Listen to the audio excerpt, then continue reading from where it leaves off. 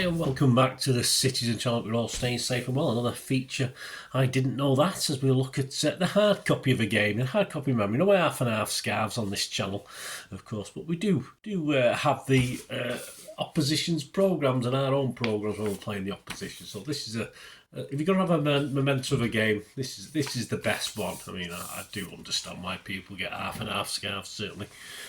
Certain fans who are not quite embedded in a club, but yeah, this is my half and half, getting the programme from a match, and it's a memory. Then can look back forever, like a scarf would be, I suppose. But yeah, after I wouldn't fancy a couple of thousand scarves in the back room, that's for sure. So we'll have a look at the programme, of course, of the Brighton versus City game on the 25th of April 2024, including a little excerpt on an ex-City and Brighton player that you might be interested as well. So please join me as we check the facts and oddities within this hard copy memory of the game. Yeah, you don't get that from a scarf, do you? Please, if you're new to the channel, push that subscribe button, push the bell notifications, everything City past, present, and as long as I can keep going. It's as simple as that. I can't really say fairer than that, can I, guys? But join me. And if you check through the channel, you'll see stuff on my other passion, film and TV. So if that's of any interest, have a look at that. So if you know somebody who might be interested who's not interested in the football, give them a kick in my direction. I'll be always very, very grateful. Give us a like, guys, if you can. A nice 4-0 victory, of course, down on the south coast. And it's nice to actually go down and pick up a programme myself rather than have to send off for one, because if I get to the game, so that's always good. Right, £3.50, 68 stapled pages, so you get the nice benefit in the middle of for the younger fans. You can sort of pick out the little staples and take out the picture of the player. If you want a picture of Tariq Lamptey, why not? For Brighton fans, I'm sure you never know, he might end up at City one day. He might be up on a City fans wall, but I doubt it. I doubt it very much. I don't think he's a pet player particularly.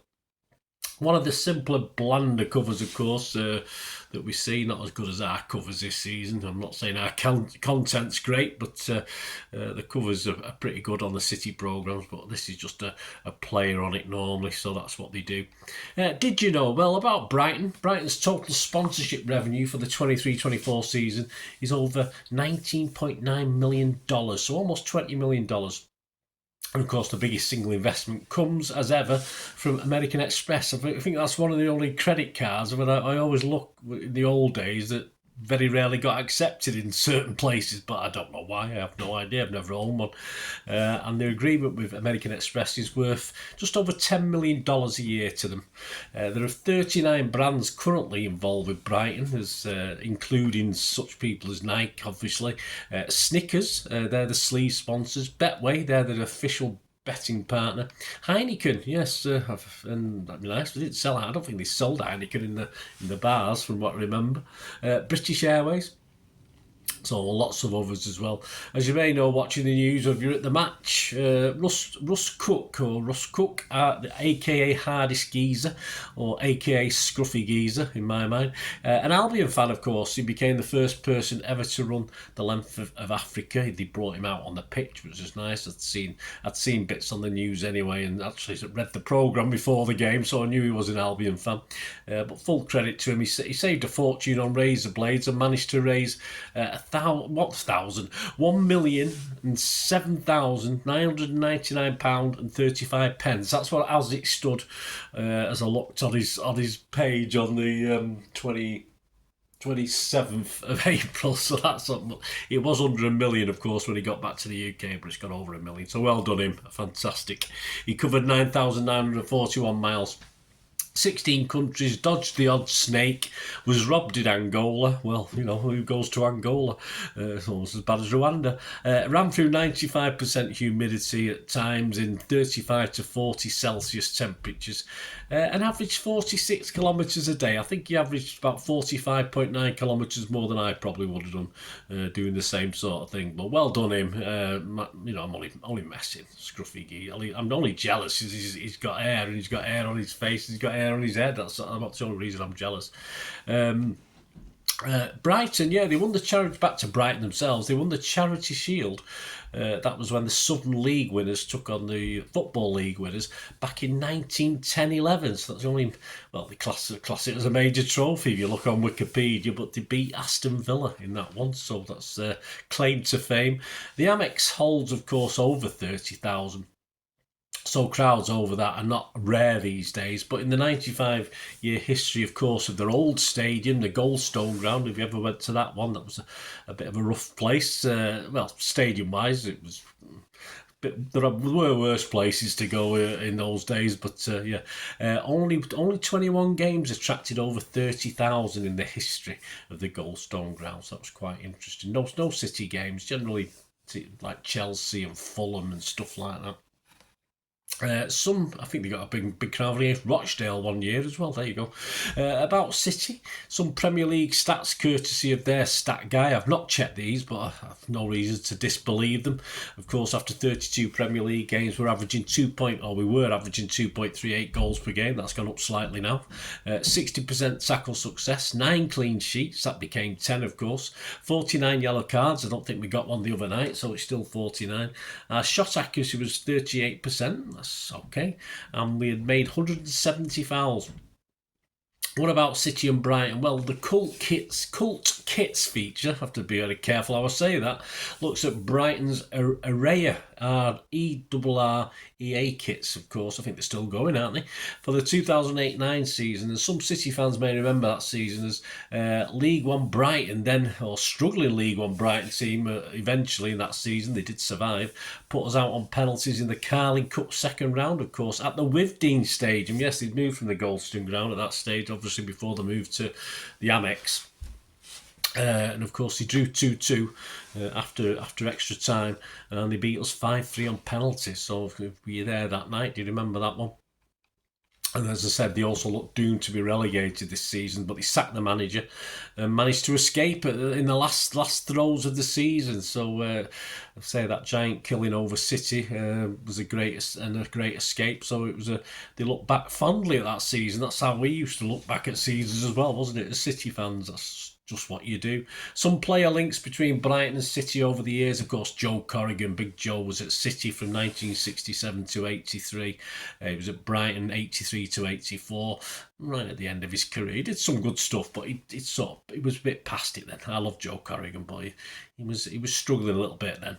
Michael Robinson, of course, was at City 79 to 80 and 80 to 83 at Brighton. I always thought it was the other way around. I always thought he came to us.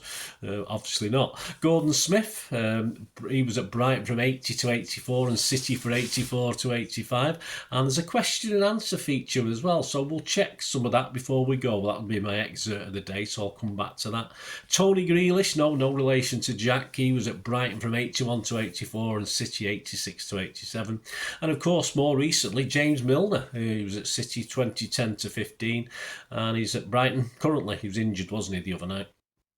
And also, just they weren't at City at the time, but both Paul Dickoff and Paul Molden turned out for Brighton as well on loan deals, although they didn't have enough money to buy them at the time, especially Paul Molden, who'd actually done very, very well there. They just didn't have the cash, and Dickoff did as well, I think.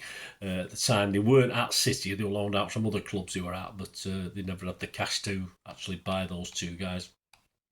So that's back to the excerpt of the day. Yes, nothing else there. It's a nice little programme, some nice history stuff. We'll go back to this Gordon Smith thing.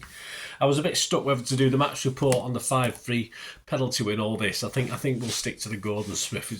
It's not as depressing, of course, as the match report on that famous 5-3 defeat, or famous for them, not much for us as the giant killers. As I stepped off, everyone cheered. This is called, of course, we'll see what he means. 40 years after he signed for City from Albion, Gordon Smith is still fondly remembered by supporters of a certain age at both clubs. Yeah, he talked to Spencer, this is a guy interviewing, of the circumstances surrounding the move amongst a host of other things. He was asked, Gordon, you played a lot of clubs back in the day, some of them proper giants of the game, such as Manchester City. I thought we had no history. I thought little City. And yet the team you're probably most closely associated associated with is still Brighton. Well, it depends where you're asking that question. In my hometown Glasgow, if you ask someone there, then it will be almost certainly be Rangers, where Gordon played prior to signing for Albion in 1980. If it's Manchester, then it could be Manchester City. But yes, I get where you're coming from. Brighton were in the old First Division when I played for them, so what is now the Premier League. They also made the FA Cup final while I was there, which was big news at the time. Did he miss a sitter? Like at the end, it could have won him the game. I think it was Gordon Smith. I think that's why we signed him, because it wasn't very good. And yes, of course, I had that chance. Oh, here we go. Yeah, I should have read it before, shouldn't I? Yes, of course, I had that chance at the end to win it. In the last minute of extra time in 1983, Manchester United goalkeeper Gary Bailey famously saved Smith's shot, which had it gone in would almost certainly have won cup for Brighton. Yeah, gutted. I did watch United in those days, absolutely devastated. It wasn't something we were going to bring up this time, he was asked. He said, you and I have talked about this many times over the years. I kind of made a mistake striking it hard and low towards Bailey's feet, thinking he'd coming towards me, but he didn't, he dived. If I'd played the ball to the side, I would have scored, but of course I wasn't expecting Michael Robinson to pass the ball to me in the first place, but I don't blame him for that. I take full responsibility for what happened. Hey, another great City player made a bit of a mess of it, made a hash of it. He was asked, let's move on. You also told me you never really wanted to sign for Brighton and you never really wanted to join Manchester City, but that both moves ultimately worked out well for you. Do you still stand by that? He said, did I say that? Well, in a roundabout way, yes, that's right. I love playing for Rangers, but I was more or less forced to leave because of the fee involved, £400,000. It was a lot of upheaval moving from one end of Britain to the other with a 1-month-old child, but as soon as we got to Brighton, I loved it. I mean, it's a very nice place to live, and we settled in straight away. As for leaving Brighton, there was more a case of the position I find myself in under the new manager, Chris Catlin. He told me one day that I wasn't passionate about football, and I just found that unacceptable. I told him so. He just missed me totally. I was in and out the side or on the subs bench, and I just thought, I've had enough of this. He was then asked which is when Manchester City came in. Exactly, City and Brighton were both in the second division, today's championship at that time. Brighton went down the same season that reached the FA Cup final. City had been relegated with them, so both clubs were trying to get back up there. I signed towards the end of the 83-84 season. The following year, both City and Brighton were there or thereabouts in the race for promotion. I actually scored in a game at Main Road, a 2-0 win for City, but it's one at Brighton which probably stands out more in my mind. Off the pitch as much as on it, right? We were pulling up in the coach outside Goldstone Ground, and my teammates, City teammates, were going, "Oh, they're going to give you hell today." And as I stepped off, everyone cheered. None of them could believe it. They, the Albion fans, have always been great with me. I made a lot of good friends down there, but had some great times. But that particular season, it was City who won promotion, whereas Brighton missed out. I scored a few goals that year, so it was great to be involved in a bit of success there. There you go. Just a little excerpt from as I stepped off. Everyone cheered. Great kit. Look at that fantastic red and black kit. Brilliant stuff. Oh, you enjoyed that, guys. No quiz questions today. You don't have a quiz in there. No, nothing for the kids in the Brighton programme. But let me know your thoughts. We were at that game where we lost on penalties. Give us a shout. Let me know your memories. I never visited the Withdean Stadium myself, but Goldstone Ground, yeah, good old fashioned ground. Great stuff. Anyway, thanks for watching, guys. Any memories, just share them with me. It'd be great to hear from you. Tell me any memories on Mr. Smith, of course, or Michael Robinson, or any Big Joe, one of my heroes. It'd be great to hear from you. Till we meet again, well, that's one thing, don't I? Please stay safe, Blues. Come on, City. Bye for now.